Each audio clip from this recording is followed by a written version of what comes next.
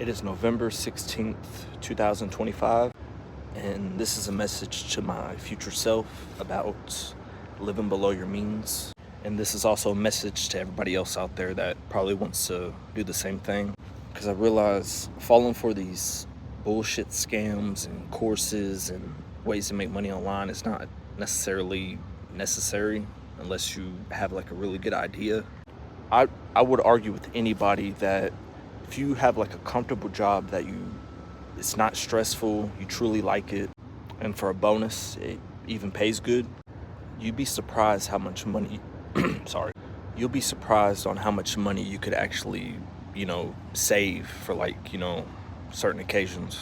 And it's also even better if you're, younger, like if you're a younger person, like in your 20s, 30s, early 40s. And I know it's like easier said than done, and I know it takes like a certain mindset of a person to actually take action on that. Because I argue a lot of people nowadays are falling for the trap of, I gotta start a business, I gotta, invest in this, invest in that.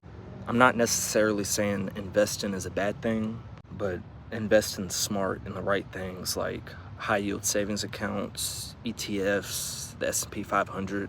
I truly think those are just some examples of, smart ways of investing from what I've learned personally.